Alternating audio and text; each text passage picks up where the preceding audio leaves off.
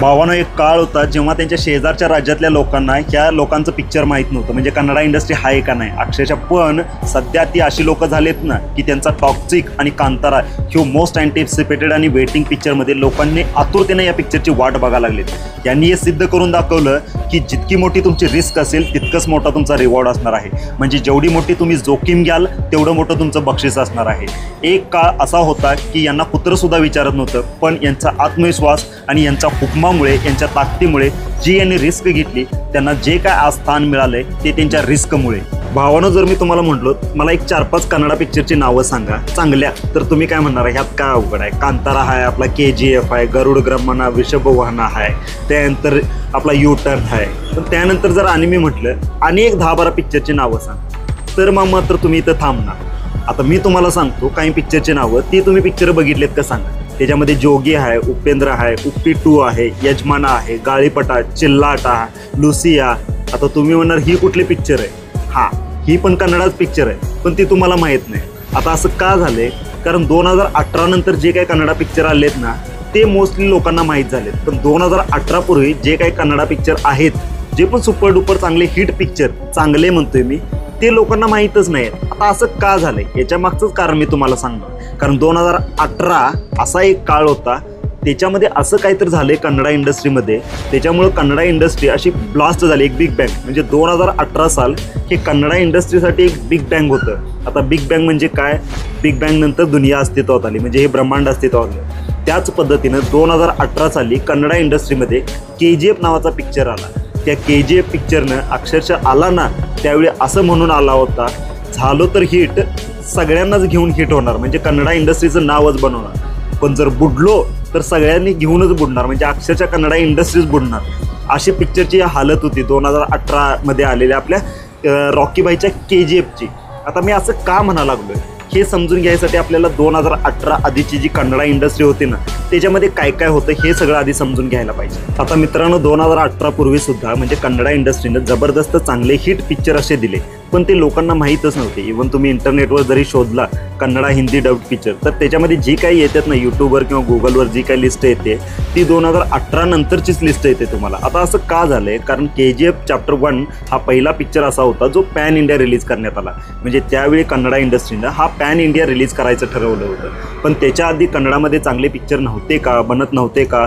तर होते, चांगले पिक्चर खूप बनवत होते. अक्षरशः म्हणजे वर्षाला 100 ते 150 पिक्चर ते बनवत होते आणि ते आपल्या होम ग्राउंडवर चांगलेच खेळत होते. म्हणजे नम्म उरू बंगळुरू म्हणत ते आपल्या होम ग्राउंडवर चांगले प्रॉफिटेबल बिझनेसमध्ये होते. त्यांच्यामध्ये आपले डॉक्टर राजकुमार असू दे किंवा शिवराज कुमार, पुनीत राजकुमार, ही सगळी राजकुमारची म्हणजे काय म्हणतो आपण 3 स्टार. त्याच्यानंतर किच्चा सुदीप असू दे, गोल्डन स्टार आपला गणेश असू दे, दर्शन, ही अशी स्टार मंडळी होती जी आपल्या होम ग्राउंडवर म्हणजे कर्नाटका इंडस्ट्रीमध्ये चांगलं काही करत होते, चांगले पिक्चर येत होते. पण फक्त ते कन्नडा ऑडियन्स बघत होते, ते बाकीच्या ऑडियन्सना माहीतच नव्हतं. इव्हन सँडलवूड नावाची कुठली इंडस्ट्री आहे हे बाकीच्या राज्यातल्या लोकांना माहीतच नव्हतं. लय तेलुगू नाहीतर महाराष्ट्राचा हा बॉर्डर फक्त यांनाच माहीत होतं. पण KGF जेव्हा रिलीज झाला त्या KGFनं अक्षरशः म्हणजे काय म्हणतो आपण पॅन इंडिया अशी धूम मचवून दिली ना की कन्नडा इंडस्ट्रीचं नाव अक्षरशः म्हणजे भारतात तर झालंच झालं, पण रॉकी भाईनं जगभरात हे नाव घेऊन गेलं.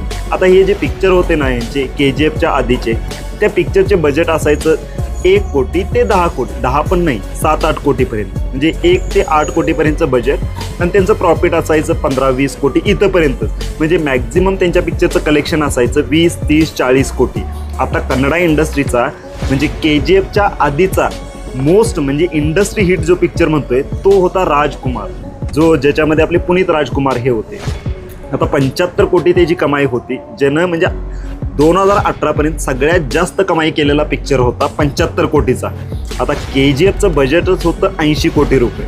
आता हे म्हणजे एक वैशिष्ट्यच आहे, कारण त्यांच्याकडे पैसा नाहीच आहे, गरीबच राज्य आहे ते, पण ते पिक्चर बनवतात 1 कोटी ते 15 कोटीपर्यंत आणि 20-30 कोटी म्हणजे प्रत्येक पिक्चर पाठीमागं ते 5-10 कोटी इतका प्रॉफिट मिळवतात आणि हिट असतात. आता KGF ज्यावेळी पिक्चर आला यशचा, त्यावेळी यशचे जे काही पिक्चर होते ना किंवा यश हा जो चेहरा होता हा काय असा सुपर डुपर हिट नव्हता, किंवा यशवर जो काही पैसे लावले 80 कोटी, तर ती खूप मोठी एक रिस्क होती.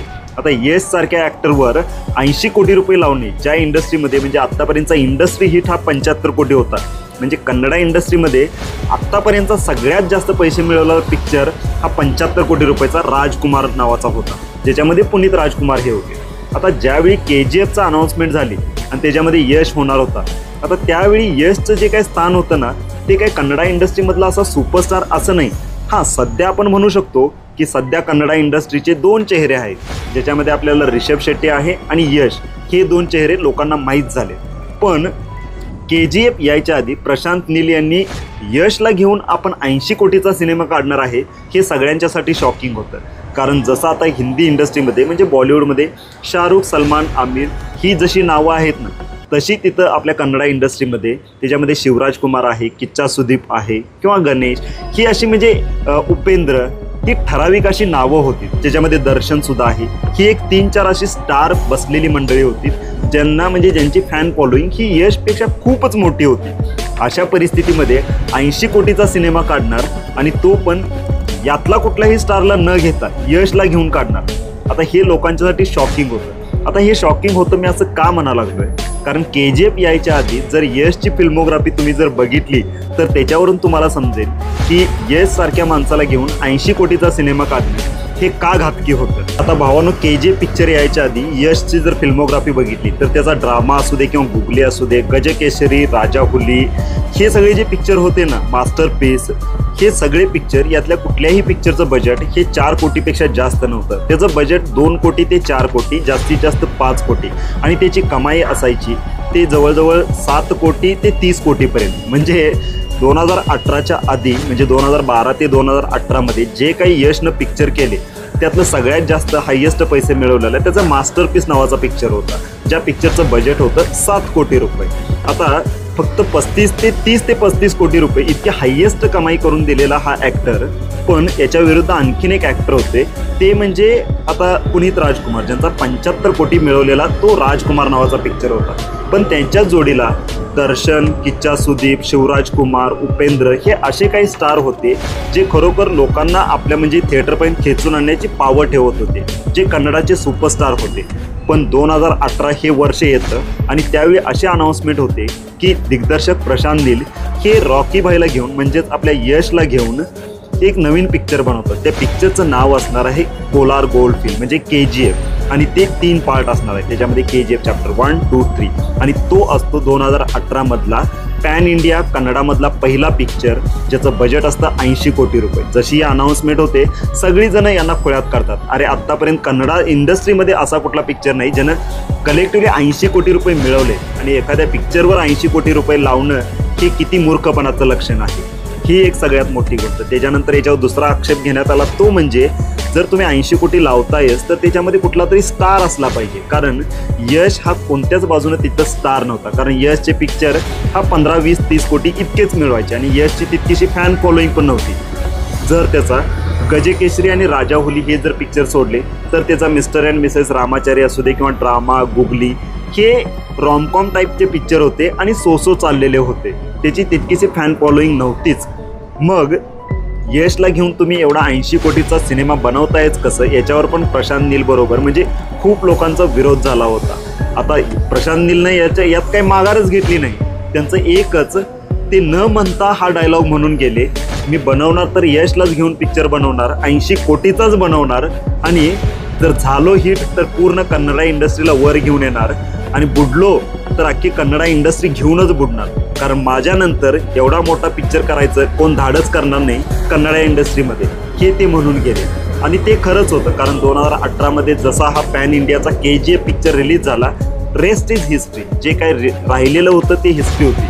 पण ते KGFच हा पिक्चर होता ज्या KGFमुळं बाकीच्या पिक्चरना म्हणजे खूप असा सपोर्ट मिळाला, त्यांच्यामध्ये आत्मविश्वास आला.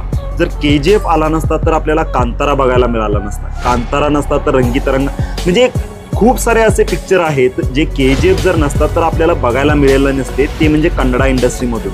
कारण त्यावेळी त्या लोकांचं धाडसच नव्हतं की इतके पैसे घालायचे. सीन म्हणजे अगदी बरोबर त्यांची तीच अवस्था होती जी सध्या मराठीची अवस्था आहे. मराठीमध्ये पण सध्याचे जे पिक्चर बसतात ते 2 कोटी ते 6-7 कोटी इतक्याच बजेटचे बनतात, जसं 2018 पूर्वी कन्नडा इंडस्ट्रीमध्ये बनायचे. पण तशावेळी त्यांनी 80 कोटीचा सिनेमा बनवला. सेम त्याच पद्धतीचं धाडस धैर्य आणि दूरदृष्टी मराठी इंडस्ट्रीमध्ये पाहिजे. आता ती दूरदृष्टी, ते धाडस आणि तेवढं म्हणजे काय म्हणतोय तेवढा आत्मविश्वास आता मराठीमध्ये कोणता दिग्दर्शक घेऊन येतोय आणि तो कोणत्या ॲक्टरला घेऊन येतोय ते आता फक्त आपण वाटच बघायची. तो दिवस कधी येणार आहे आणि मराठीतला KGF, पहिला KGF कुठला बनतोय काय माहिती. आता ज्यावेळी KGF पिक्चर आला त्यावेळी त्याची सरळ सरळ टक्कर होती, ते म्हणजे आपला बॉलिवूडच्या बादशाह म्हणजे शाहरुख खानच्या झिरो पिक्चर बरोबर. आता झिरो पिक्चर म्हणजे खूप अपेक्षेनं बनवला होता शाहरुख खान. आता त्यावेळी कन्नडावाल्यांना माहीतच नव्हतं कुठला शाहरुख आणि कुठलं कोण, आपल्याला काय देणं घेणं आहे. आपण पॅन इंडिया पिक्चर बनवलाय, पॅन इंडिया आपण रिलीज करतोय. आता त्यावेळी सगळ्या हिंदी ऑडियन्सला, कर्नाटकच्या सोडून बाकी सगळ्या लोकांना शाहरुख खान माहीत होता, पण यश कोण आहे हे माहीत नव्हतं. आता त्यावेळी त्यांनी डायरेक्ट टक्कर घेतली, ते म्हणजे त्यांच्या पिक्चरबरोबर क्लॅश करून. पण त्यावेळी लकीली असं झालं की सगळ्या लोकांना पसंत पडला तो म्हणजे KGF. आता ही सिच्युएशन अशी होती की एका बाजूला KGF आणि एका बाजूला आपला शाहरुख खानचा पिक्चर. आता KGF आत्ता आपण मोठा आहे म्हणतोय, पण त्यावेळी यश ना कुणाला माहीत नव्हतं. आत्ता सगळ्यांना रॉकी भाई माहीत झालाय, पण KGF यायच्या आधी लोकांच्यासाठी रॉकी भाई हे नाव अजिबात माहीत नव्हतं. पण त्यावेळी हा जो मुकाबला होता, ही जो सामना होता, तो कशा प्रकारचा सामना होता, तो म्हणजे एका बाजूला आपण बुमराला बॉलिंग करायला पाठवतोय आणि नंतर दुसऱ्या बाजूला म्हणजे बुमराच्या बॉलिंगवर एखादा असा माणूस किंवा शोएब अख्तरच्या बॉलिंगवर एक माणूस असा बॅटिंग करायला आलाय जो म्हणजे राखीव खेळाडू आहे. आता अशी म्हणजे ही काही बरोबरीच होणार नव्हती, पण ट्विस्ट तर तिथं येतोय जिथं तो जो राखीव खेळाडू असतोय तो सुनील नारायण निघतोय आणि सुनील नारायण येतोय आणि पहिल्याच बॉलला सिक्सर मारायला चालू करतोय. अशीच परिस्थिती बनते जेव्हा शाहरुख खानच्या ऐवजी म्हणजे शाहरुखच्या पिक्चरऐवजी लोक यशला पसंत करायला. भावानं KGF हा असा पहिला पिक्चर बनतोय जो म्हणजे पूर्ण देशात 2200 म्हणजे 2000+ स्क्रीनवर रिलीज होतो. KGF हा पहिला पिक्चर बनतोय जो पाकिस्तानात रिलीज केला जातोय, कारण पाकिस्तानमध्ये हिंदुस्थानातले पिक्चर आपले भारतातले हे बंदच झाले होते. KGF ना आणखीन म्हणजे खूप सारे रेकॉर्ड केले. पहिला पिक्चर बनतोय जो 50 कोटीचा फास्टेस्ट आकडा कन्नडा इंडस्ट्रीमध्ये ग्रॅब करायचा. त्याच्यानंतर पहिला असा पिक्चर बनतोय जो 100 कोटी मिळवतोय. KGF पहिला असा पिक्चर बनतोय जो 200 कोटी मिळवतोय. असे एकानंतर एक सगळे KGF हे रेकॉर्ड ब्रेक करत जातोय आणि नवीन रेकॉर्ड हे रचत जातोय. त्यानंतर KGF चॅप्टर 2 बद्दल तर काय बोलायचं, ते तर म्हणजे विषयच वेगळा. KGF आपल्या लाईफ टाईममध्ये जवळजवळ 250 कोटीची कमाई करतो. आता ही 250 कोटीची कमाई झाल्यामुळं हे बाकीचे जे काही स्टार असतात, जे कन्नडा इंडस्ट्रीतले जे छोटे मोठे पिक्चर करत असतात, त्यांच्यामध्ये एक वेगळाच उत्साह आणि आत्मविश्वास येतो. ते पण हळूहळू एक मोठ्या बजेटचा चांगला पिक्चर निर्माण करतात. चांगले तर पिक्चर येतच होते, पण बजेट आणखीन वाढवतात आणि पॅन इंडिया लेवलला रिलीज करतात. मग त्यांचे कांतारा असू दे किंवा रंगीतरंगा, त्यानंतर गरुड गमना, वृषभवाहना, दिया असू दे, या सर्वच हे सगळे पिक्चर पॅन इंडिया लेवलला रिलीज होतात. आता जसे पॅन इंडिया लेवलला रिलीज होतात ते फक्त KGFमुळे. आता KGFनं ही टाकलेली जी काही ठिणगी होती ना, ती अक्षरशः KGF चॅप्टर 2 एक ज्वालामुखीचं रूप घेते आणि जे ज्वालामुखीचं रूप घेते, ती ज्वालामुखीचं रूप घेतलेली पूर्ण भारतभर अशी काही म्हणजे दिवे लावते ना, एवढा प्रकाश टाकते की लोकांना कळतं की खरोखर कन्नडा इंडस्ट्रीमध्ये दम आहे. भावानो, 2022 हे असं वर्ष होतं ज्याच्यामध्ये म्हणजे ज्या काही वर्षातले जे टॉप 10 जास्त पैसे मिळवणारे पिक्चर होते त्याच्यामध्ये अक्षरशः 4 पिक्चर हे कन्नडा इंडस्ट्रीचे होते. आता 2022ला ज्यावेळी KGF चॅप्टर 2 रिलीज झाला त्याच्या पहिल्याच दिवशी त्याने 116 कोटीची कमाई केली. अक्षरशः जिथं 100 कोटी रुपये कमाई ही कुठल्या तरी एका पिक्चरची म्हणजे कन्नडा इंडस्ट्रीची हे एक स्वप्नवत होतं. म्हणजे स्वप्नात सुद्धा त्यांना कधी वाटलं नसेल की त्यांचा पिक्चर हा 100 कोटीची कमाई करेल. तशा इंडस्ट्रीमधून एक पिक्चर येतो आणि पहिल्याच दिवशी तो पिक्चर 112 ते 13 कोटीची कमाई करतो. हे खरोखर एक स्वप्नाच्या म्हणजे पलीकडेच होतं त्यांना, कारण KGF चॅप्टर 2 त्याचे बजेट होतं 100 कोटी आणि तो जवळजवळ 1200 ते 1300 कोटीची कमाई करतो. त्याच्यानंतर कांतारा पिक्चर येतो ज्याचं बजेट होतं 16 कोटी आणि तो कमाई करतो 450 कोटी. त्यानंतर चार्ली 777 हा एक पिक्चर आला ज्याचं बजेट होतं 7 कोटी आणि मिळवतो तो 100 कोटी. त्यानंतर विक्रांत रोना हा पिक्चर आला होता ज्याचं बजेट होतं 95 कोटी, जो मिळवतो 200 कोटी. असं हा पहिल्यांदाच झालं होतं 2022मध्ये की टॉप 10मध्ये हे कन्नडा इंडस्ट्रीचे 4 पिक्चर. अक्षरशः म्हणजे सगळ्या इंडस्ट्रीला धूळ चारली होती या इंडस्ट्रीनं आणि 2022 हे खरोखर त्यांच्यासाठी एक गोल्डन इयर मानलं जाण्यासारखं होतं, कारण त्यावेळी त्यांनी कमालच अशी केली होती. आणि या सगळ्या पिक्चरमुळे, या सगळ्या परिस्थितीमुळं खरोखर त्यांचा जो आत्मविश्वास होता ना तो आता खरोखर म्हणजे गगनात मावेना असा होता. मित्रांनो, KGF हा खरोखरचा असा पिक्चर आहे जो सध्याचा पॅन इंडिया खरोखरचा सुपरस्टार जो आहे ना, तो आपल्या KGF पिक्चरनं मिळवून दिला. आणि होंबाले फिल्म्स हे खरोखर यांनी जे पिक्चर बनवले त्याच्यामध्ये उग्रम असू दे किंवा कांतारा असू दे किंवा आपला KGF असू दे, हे सगळे किंवा सलार, हे सगळे जबरदस्त टॉप लेवलचे. आणि KGF नंतरच होंबाले फिल्म्स जे आहे ना, ते एक टॉप लेवलच्या प्रोडक्शन कंपनीमध्ये हे नाव घेतलं जात आहे. आता KGFमुळं असे खूप सारे चेंजेस झालेत कन्नडा इंडस्ट्रीमध्ये. भावानं जे सध्याचे 2 मोस्ट अँटिसिपेटेड म्हणजे वेटिंग पिक्चर आहेत, त्याच्यामध्ये आपला टॉक्झिक म्हणजे यशचा टॉक्झिक पिक्चर आणि आपल्या ऋषभ शेट्टी यांचा कांताराचा दुसरा पार्ट,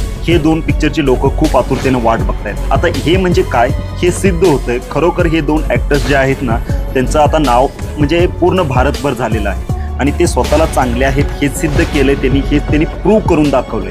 आणि लोक या दोन्ही पिक्चरची आतुरतेनं वाट बघतायत. आता हे सगळं झालं याचं मोस्टली क्रेडिट ते दिलं गेलं पाहिजे यशला, कारण यशनंच हा अट्टाहास धरला होता की हा पिक्चर आपण KGF जो आहे तो पॅन इंडिया लेवलला रिलीज करूया, म्हणजे पूर्ण भारतभर हिंदीमध्ये सुद्धा डब करू. जर तसं झालं नसतं तर आपल्याकडे जो आता KGFचा रॉकी बॉय आहे, जो पॅन इंडिया खरोखरचा एक स्टार आहे, तो सध्या नसता. तुम्ही हे इमॅजिन करून बघा, जर KGF पिक्चर बनला नसता तर सध्या जी कन्नडा इंडस्ट्री आहे ती कन्नडा इंडस्ट्री लोकांना माहीतच झाली नसती. आता हे KGFची जर नसता तर जे काही कन्नडामध्ये पिक्चर बनतात ते तसेच बनत असते, ते तसेच कधी आले कधी गेले हे कळलंच नसतं. एक काळ होता मित्रांनो, ज्या म्हणजे इंडस्ट्रीला खरोखर कुत्रंसुद्धा विचारत नव्हतं, त्या इंडस्ट्रीनं आता धाडस केलं आणि स्वतःवर काम केलं आणि लोकांच्या पुढं तसे पिक्चर घेऊन आले, त्यामुळं लोकांनी त्याला वाहवाही मिळाली. यातून हे सिद्ध होतंय की जितकी मोठी तुमची जोखीम आहे तितकाच मोठं तुमचं बक्षीस असणार आहे. म्हणजे जितका मोठं तुमची रिस्क तितकं मोठं तुमचं रिवॉर्ड. आता मराठीमध्ये असा कोणता दिग्दर्शक आहे, असा कोणता ॲक्टर आहे जी ही जोखीम घ्यायला तयार आहे? जर ही तुम्ही जोखीम घ्यायला तयार असाल तर तुम्हाला जे मिळणारं बक्षीस आहे ते सुद्धा खरोखर हे KGF सारखंच असणार आहे, हे मात्र फिक्स आहे. फक्त तुम्ही जोखीम घ्यायला तेवढं तयार असलं पाहिजे.